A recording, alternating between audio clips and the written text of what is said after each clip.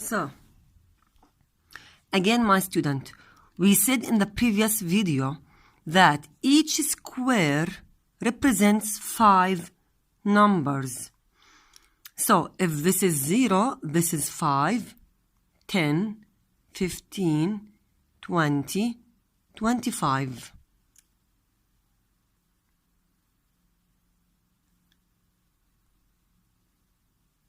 Okay, here, for example, 50, jump by 5. 55, 60, 65, 70, 75. To know or to be sure that my calculation or my scale is correct, count the numbers between each 2 numbers here. Count the squares. If the number that you reach it equal the number that is found exactly here, so your calculation is correct. Again, 50, 55, 60, 65, 70. Here we reach 75, and it's already 75, so my calculation is correct. Complete. 75, 80, 85. This is the line that we reach it. Then 90, 95, 100. So my calculation is correct. Again, using a ruler, draw a perpendicular line or a vertical line. Then potassium bromide, this is 80. Potassium bromide, so the line should be exactly here. This line here represents 85. So the amount or the mass of potassium bromide that is dissolved in 100 grams of water equals 85. Okay. Let us go back again. Go back again to our book, page 56. This is the same figure, the one that you saw it on the laptop. It's here, figure 4.7. We said that 80, so you must do that on your book. Draw, using pencil, a perpendicular line. Okay. A perpendicular or a vertical line to touch the potassium bromide or the salt that we want. Then a horizontal line.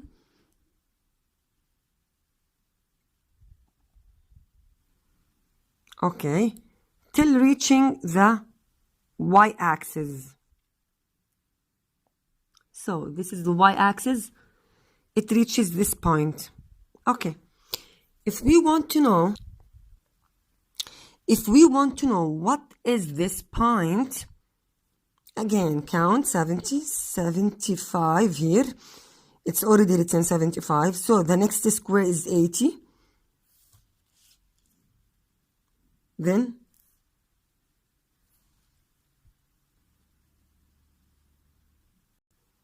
so again 80,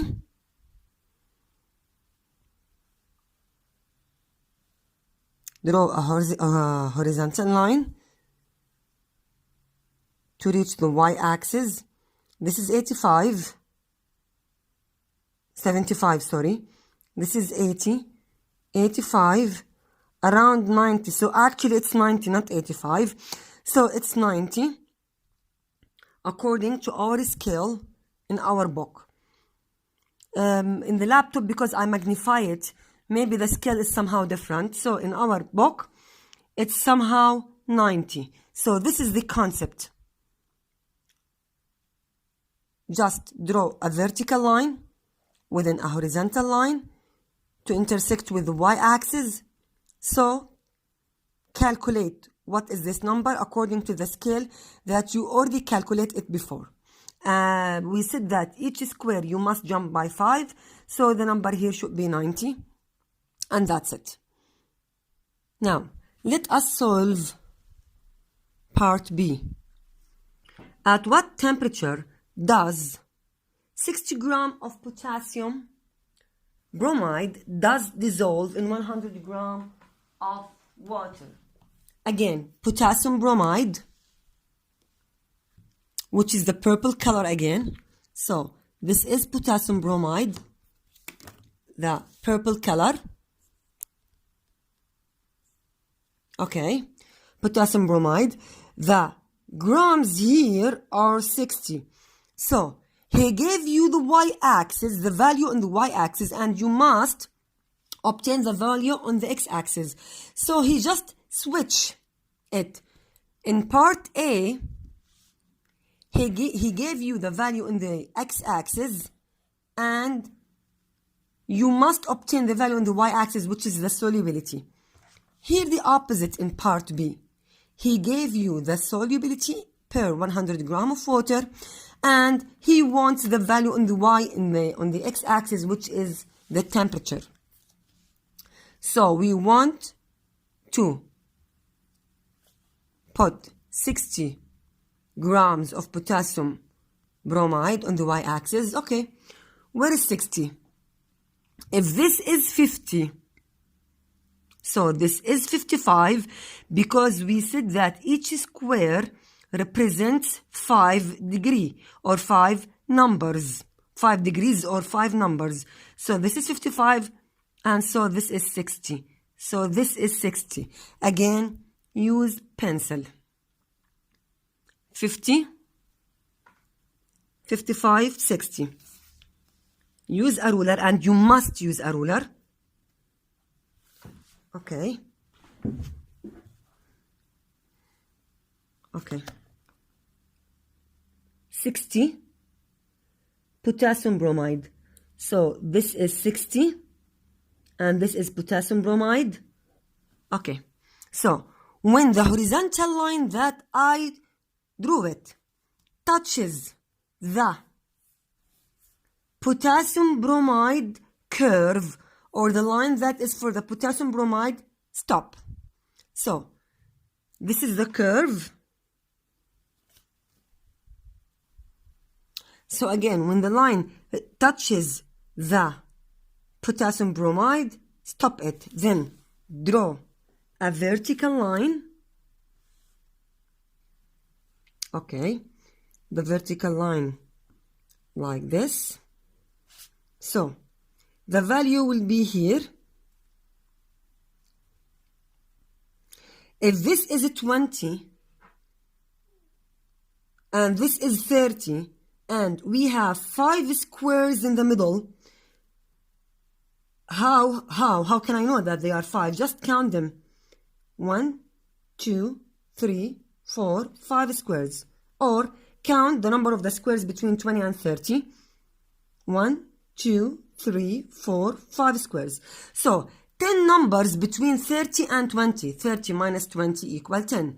10 numbers. Distribute them on 5 squares. So each square represents just 2 numbers. Okay.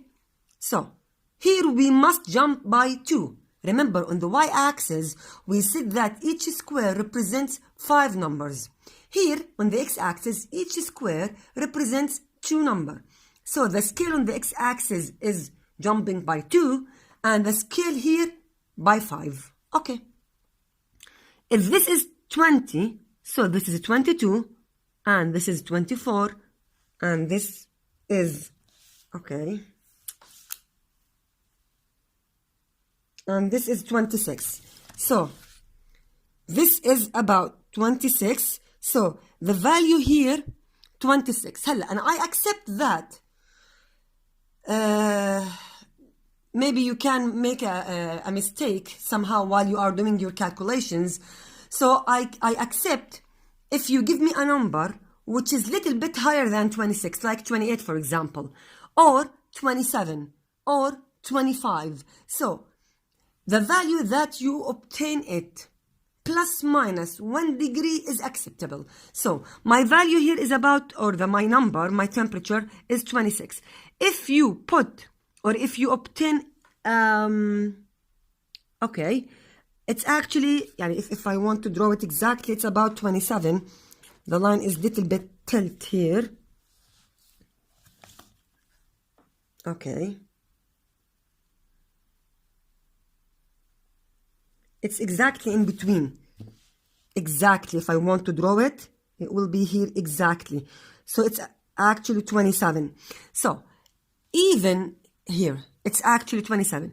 Even if you give me a reading about 26 or 25, it's acceptable. So even in the test, plus minus 1 degree from the exact result is acceptable. So here the answer is, okay, so here the answer is 27 Celsius degree plus minus 1 degree as you want, according to your calculation. So if your answer is 26 is acceptable, if your answer is 28 is also acceptable. Here the answer, we said that it's 90. If your answer is 89 or 88 is acceptable, or 91 it's also, or 92 is also acceptable.